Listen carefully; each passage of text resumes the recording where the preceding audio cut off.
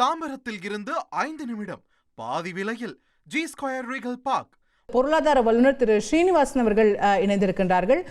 Sir வணக்கம். இந்த 12 lakhs வரைக்கும் டாக்ஸ் ஃப்ரீ அப்படிங்கறத எப்படி பாக்குறீங்க? உங்களுடைய முதற்கட்ட பார்வை. இது ரொம்ப எதிர்பார்க்காத ஒன்று. ஏனென்றால் 8 லட்சம் வரைக்கும் போவாங்க. ஸ்டாண்டர்ட் டிடக்ஷன் 75,000 ரூபாய் 1 லட்சம் பண்ணுவாங்க. இன்னும் ஒரு 2 வருஷத்துக்கு ஒரு லட்சமா கூட்டிக்கிட்டு போய் 10 லட்சத்துல நிறுத்துவாங்க. அடுத்த பார்லிமெண்ட் தேர்தல் வரைக்கும் அது போகும் அப்படிங்கறதுதான் பழைய விஷயங்கள்லாம் பார்த்தா தெரியுது. இது ரொம்ப எதிர்பாராம இருக்கு. ஆனா இதுல இருக்கக்கூடிய நுட்பங்கள் இனிமே அந்த பட்ஜெட் முடிஞ்சதுக்கு பிறகு விவாதங்களுக்கு பிறகுதான் அது சரியான முறையில நமக்கு தெரியும். பட் 1 லட்சம்ங்கிறது அடிப்படையாக இப்ப இருக்கக்கூடிய செலவுகள், அதாவது பெட்ரோல்ல இருக்கக்கூடிய செலவு அதிகமாகி இருப்பது, ஒரு 60 ரூபாய் 5 வருஷம் 6 வருஷம் முன்னாடி இருந்த 60 ரூபாய்ல இருந்து 100 ரூபாயில நிக்கிறது, இந்த மாதிரி விஷயங்களும் அடிப்படை உணவுப் பொருள்களினுடைய, அதாவது ஃபுட் ஐட்டம்ஸ், பேசிக் ஐட்டம்ஸினுடைய விலை உயர்வு, பண வீக்கம், இந்த மூன்றையும் ஒன்றாக சேர்த்து கொடுக்கப்பட்டிருப்பதாக நினைக்கிறேன். ஆனா விவரங்கள் இனிமேல் தான் தெரிய வரும். இது ஒரு 12 லட்சம்ங்கிறது ஒரு பாப்புலர் பட்ஜெட் ஆயிடும். ஆமா, இல்ல இப்ப முதற்கட்டமா நமக்கு வரக்கூடிய தகவலே, அதாவது இந்த 12 லட்சம் அப்படிங்கறது ஸ்லாப்ல பார்க்கும்போது 12 லட்சம் அப்படிங்கறது வரைக்கும் ஜீரோ டாக்ஸ் அப்படிங்கிற மாதிரி இருக்கிறதா தெரியல. ஏற்கனவே இருந்த அந்த 7 லட்சத்துக்கு மாதிரியே ஒரு 5% டாக்ஸ் இருக்கும். ஆனா அது ரிபேட்ல நமக்கு கட் ஆயிடும் அப்படிங்கிற மாதிரி செக்ஷன் மூலமாக ரிபேட்னு கொடுக்காம அதை எக்ஸம்ஷன் கொடுத்துருவாங்க. அத கொஞ்சம் விளக்கி சொல்ல முடியுமா சார்? ஏன்னா இப்போ டாக்ஸ் ஸ்லாப் படி பார்த்தா 5% இல்ல 10% வருது. ஆனா 12 வரைக்கும் டாக்ஸ் இல்லன்னு நம்ம எப்படி சொல்றோம்? அதை மட்டும் மக்களுக்கு பழைய திட்டத்தை உதாரணமா எடுத்துக்கலாம். ஒருத்தருக்கு 7 லட்சம் ரூபாய் இருக்கு அப்படின்னா அவருக்கு டாக்ஸ் போட்டுருவாங்க. அவருக்கு 3 லட்சம் ரூபாயில இருந்து அவருக்கு டாக்ஸ் போட்டுடுவாங்க. அந்த போட்ட டாக்ஸ இன்னொரு செக்ஷனுக்கு கீழே கட்ட வேண்டாம்னு சொல்லிடுவாங்க. சோ 7,300 ரூபாய் ஒருத்தருக்கு டாக்ஸ் வரும். அந்த 7,300 ரூபாய்க்கு செப்பரேட் செக்ஷன், அதுல இதுக்கு விலக்குன்னு கொடுத்துருவாங்க. அப்படி விலக்கு கொடுப்பதனால என்ன நடக்குதுன்னா, 7 லட்சம் ரூபாய்க்கு மேல ஒருத்தருக்கு சம்பளம் போயிடுச்சு அப்படின்னா, அதாவது பழைய திட்டம்னாக்க பழைய பட்ஜெட் படி அவருக்கு வழக்கமா இருக்கக்கூடிய 3 லட்சம் ரூபாயில இருந்து வருமான வரி. அதே மாதிரி போன வருஷம் ஸ்டாண்டர்ட் டிடக்ஷன் இல்லைன்னு சொன்னாங்க. அப்புறம் சப்சிக்வெண்டா ஒரு சர்க்குலர் ஒண்ணு விட்டு எல்லாருக்கும் ஸ்டாண்டர்ட் டிடக்ஷன் உண்டுன்னு சொன்னாங்க. அதனாலதான் நீங்க உங்களுடைய அறிமுக உரையில இது ஸ்டாண்டர்ட் டிடக்ஷனுக்கு அப்புறமா முன்னாடியான்லாம் கேட்டிருக்கீங்க. அது சர்க்குலர் வந்ததுக்கு அப்புறமும் பட்ஜெட் வந்தது. சோ இப்ப நம்ம எப்படி புரிஞ்சுக்கலாம்னா, 7,10,000 ரூபாய் ஒருத்தருக்கு வருமானம்னா அவருக்கு வரி வரும், மொத்தத்துக்கும் வரி வரும். ஆனா 7 லட்சத்திற்கு உள்ள இருந்ததுன்னா அவருக்கு வரி வராது.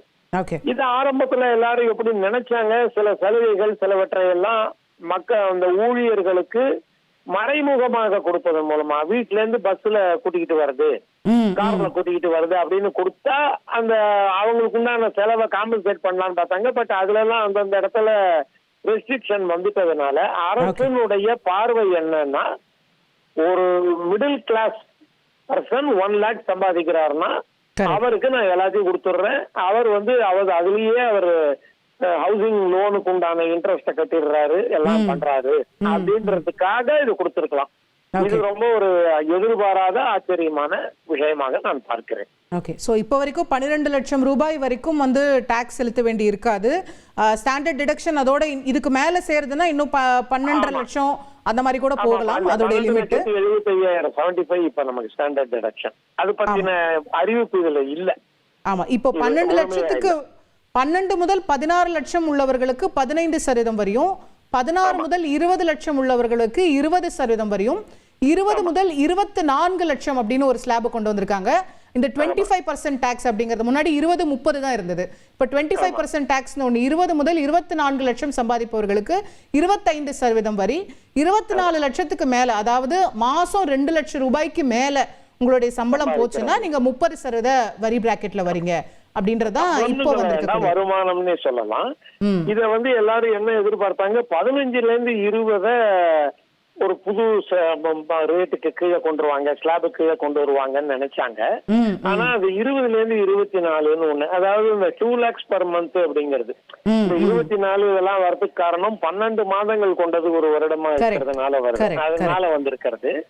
அது இருக்கு. அதுல நியூவன்சஸ் எல்லாத்தையுமே வந்து பட்ஜெட் முடிஞ்சதுக்கு அப்புறம் அவங்க கொடுக்கக்கூடிய விளக்கங்கள்னாலையும் சப்சிக்வெண்டா டிபார்ட்மெண்ட்ல கொடுக்கக்கூடிய விளக்கங்கள்னாலையும் வரும்.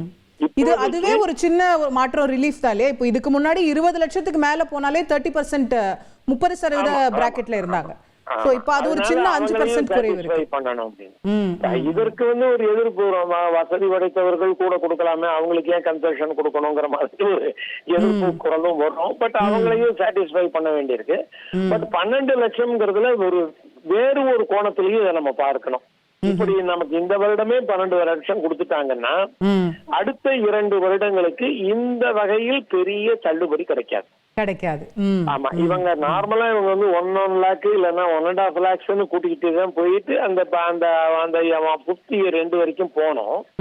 ஆனா அவங்க இப்பவே பண்ணி இருக்கிற காரணத்தினால இந்த பக்கத்துல இருந்து ஒரு தடவையா சாட்டிஸ்ஃபை பண்ணி விட்டுடுவோம். அதுக்கப்புறம் நம்ம பெரிய எதிர்பார்ப்புகள் ஏதும் இருக்காது அப்படின்றதுல இருக்கு. இதுல சகல விஷயம் அவங்களுக்கு அந்த மிடில் இன்கம் குரூப் உடனடியாக வரக்கூடிய பொலிட்டிக்கலா பார்க்கணும்னாக்க உடனடியாக அடுத்தடுத்து வரக்கூடிய தேர்தல்களில் அவர்களுடைய வாய்ப்பு, இது எல்லாத்தையும் அவங்க உறுதி செஞ்சிருக்காங்கன்னு சொல்லலாம். ஓகே, இது முக்கியமா கன்சம்ஷனை டார்கெட் பண்ணி இந்த மாதிரியான ஒரு பெரிய விலக்கு இந்த மாதிரி கொடுத்துருக்காங்களா? நம்ம ஒரு பொருளாதார ஒரு மந்த நிலை இருக்கு, வாங்கும் திறன் குறைவா இருக்கு, பணப்புழக்கம் குறைவா இருக்குன்னா நிறைய வல்லுநர்கள் சொல்லி வராங்க.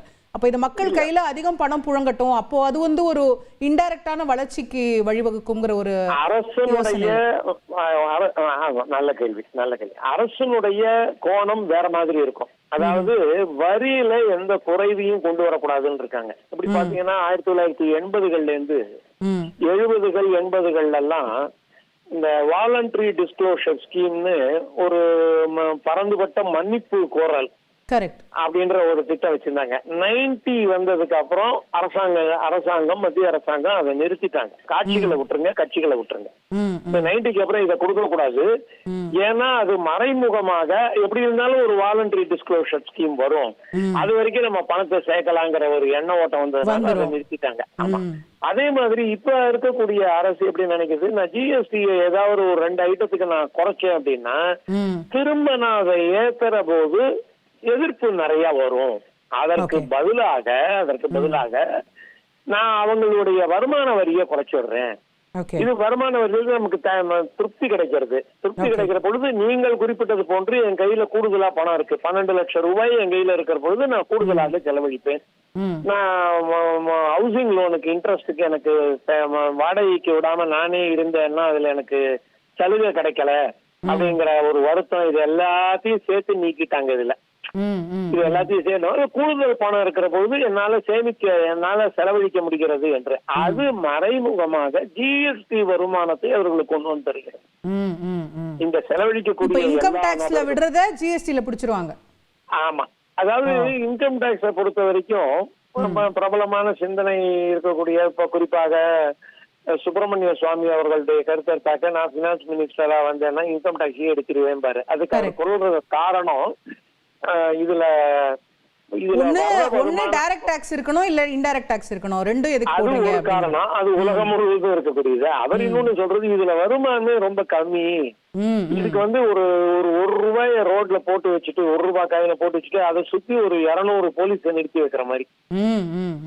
காயின் மதிப்பே ₹1 தான், ஆனா 200 போலீஸுக்கு சம்பளம் எங்கேயோ இருக்கு. இத வந்து இத வருமானத்தை கொண்டு வரதை விட மெல்ல இதை ஒதுக்கி விட்டுட்டு ஜிஎஸ்டி மூலமாக வர வச்சுட்டு அதுல ஸ்லாப்ஸ்ல இருக்கக்கூடியதுல தான் கட்சிகளுக்கு இடையே போட்டி இருக்கும்.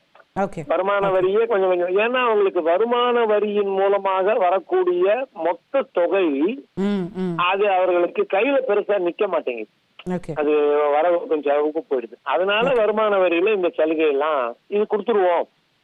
இப்போ இதுல ஓட் பேங்க் பாலிடிக்ஸா அப்படின்னா ஆமான்னு தான் சொல்லணும், வேற ஒண்ணும் இல்ல.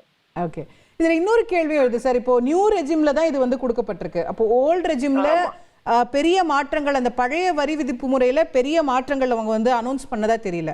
அப்போ அது கிட்டத்தட்ட அப்படியே இருக்கு. இதுல மட்டும் அப்படின்னும் போது ஏற்கனவே ஒரு 70% பேர் புதிய வரி விகிதத்துக்கு மாறிட்டாங்கன்னு சொல்றோம். அப்ப கிட்டத்தட்ட இது முழுமையான ஒரு மைக்ரேஷனுக்காக வழிவகுக்குமா அப்படிங்கிற கேள்வி இருக்கு.